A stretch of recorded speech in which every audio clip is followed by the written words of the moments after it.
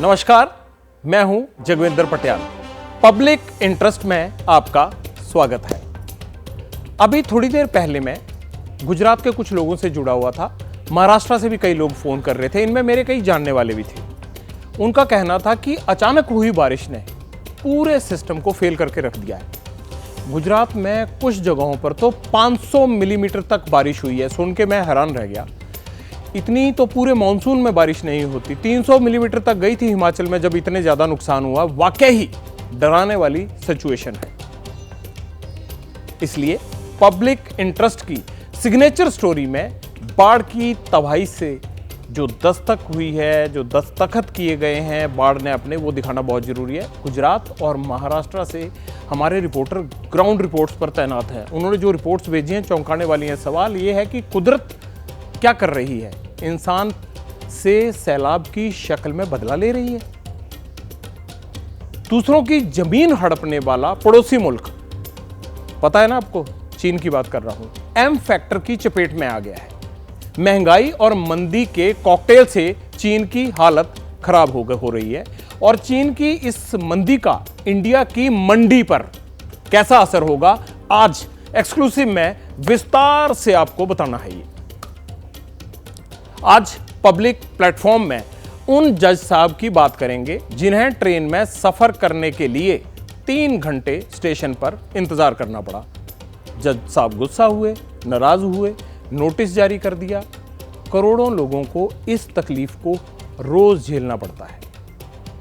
Show के आखिर में पब्लिक इंटरेस्ट की खबर के असर की बात करेंगे। अभी 2 दिन हुए हैं और असर नजर आने लग गया है। बड़ा अच्छा लगा। कल हमने मुंबई के स्कूल की स्टोरी दिखाई थी आपको। बच्चों के बैठने की जगह का इंतजाम नहीं था। आज बीएमसी वहां पहुंची, मुझे बड़ा अच्छा लगा। बच्चे बड़े खुश थे। आज आपको ये स्टोरी भी दिखाएंगे विस्तार से।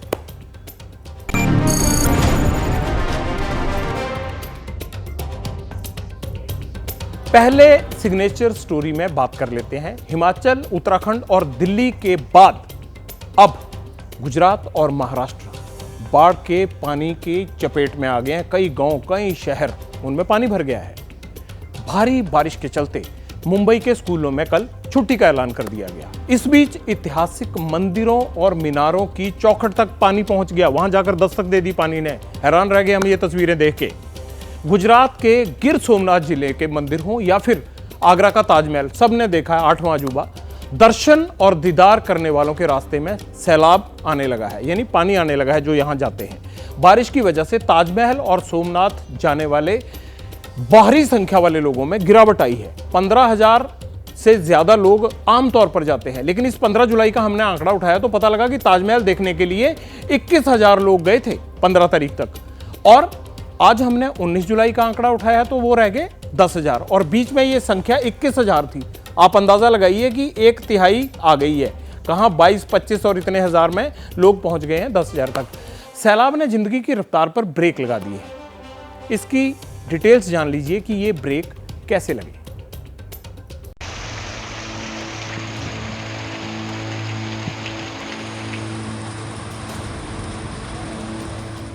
गुजरात के राजकोट में गाड़ियां जल समाधि में हैं।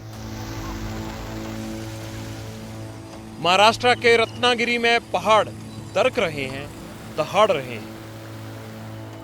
आगरा में ताजमहल की दहलीज तक बाढ़ का पानी आ पहुंचा है। सैलाब काल में आपका स्वागत है। जब अंत निकट आता है, आसमान फट जाता है। कुदरत की रजा है, सजा है या इंसान की कजा है? शब्द शून्य है, तस्वीरें बोल रही हैं। ये कुछ और नहीं, धरती का क्रोध काल है। हिंदुस्तान में मॉनसून की हाफ सेंचुरी लग चुकी है, मगर बारिश और बाढ़ की बर्बादी का कहर जारी है। और इंसान के लिए तो ये टेंशन का टॉप गियर है। गुजरात से लेकर महाराष्ट्र और उत्तर प्रदेश तक बारिश का आफ्टर इफेक्ट दिखाई दे रहा है। गुजरात के कुछ इलाकों में इतनी बारिश हो गई जितनी पूरे सीजन में नहीं होती थी। जरा सोचिए, चंद घंटों में 500 मिलीमीटर बारिश हो गई। वेरावल, राजकोट में इंसान मुसीबत में है। रेस्क्यू शुरू हो चुका है। हजारों हेक्टेयर फसल बर्बाद हो गई। रत्नागिरी में कई इलाके पानी में डूब गए। दिल्ली कुछ दिन पहले डूबी थी गले गले पानी तक। अब यमुना का पानी मथुरा, आगरा पहुंच गया है। ताजमहल के प्रेमाइसेस में पानी दस्तक दे चुका है। 1978 में भी ताजमहल के अंदर पानी चला गया था और इस 45 साल बाद भी ताजमहल के दीवारों को छूती हुई यमुना को आप देख सकते हैं। ये जो यमुना का भीषण रूप आपको दिखाई पड़ रहा है, यहाँ केवल जो स्मारकों का शहर है आगरा, उसमें ताजमहल, एतमादौला, मेहताब बाग, चीनी का रोजा, राम बाग समेत कई स्मारक जो बने हुए हैं वो यमुना में डूबे हुए हैं। गुजरात में सैलाब का मीटर डाउन है। हमारे रिपोर्टर चप्पे चप्पे पर पहुंच गए। राजकोट के धोराजी में भारी बारिश हो गई। गाड़ियां तिनके की तरह बहने लगी। जब गले गले तक पानी आ गया तो 70 लोगों को सेफ जोन में पहुंचाया गया। बारिश कितनी ज्यादा थी, अंदाजा इस बात से लगाइए कि 1 जून से 18 जून तक देश में 321.8 मिलीमीटर बारिश हुई, जबकि राजकोट में चंद घंटे में ही 500 मिलीमीटर पानी बरस गया। दरअसल गुजरात के सौराष्ट्र रीजन में बारिश का कमबैक हुआ है।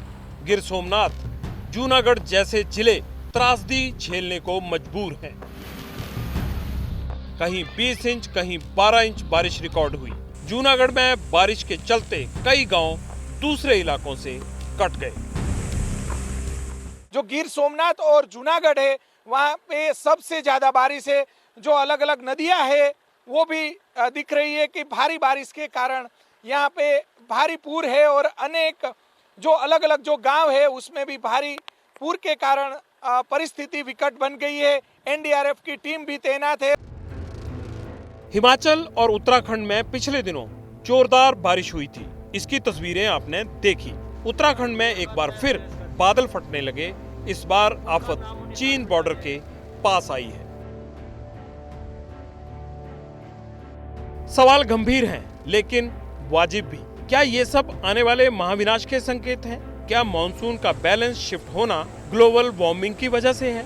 और अगर ऐसा है तो फिर ये आपके और हमारे लिए खतरे की घंटी है।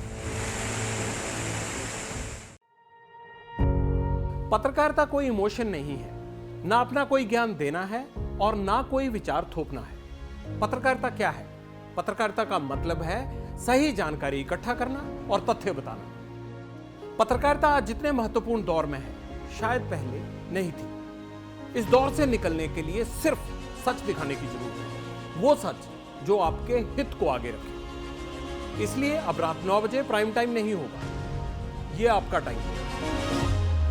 जगविंदर पटियाल के साथ देखिए पब्लिक इंटरेस्ट, सोमवार से शुक्रवार रात 9 बजे सिर्फ एबीपी न्यूज पर।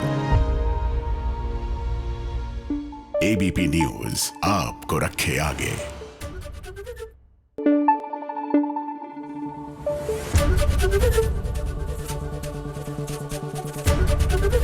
एबीपी न्यूज आपको रखे आगे।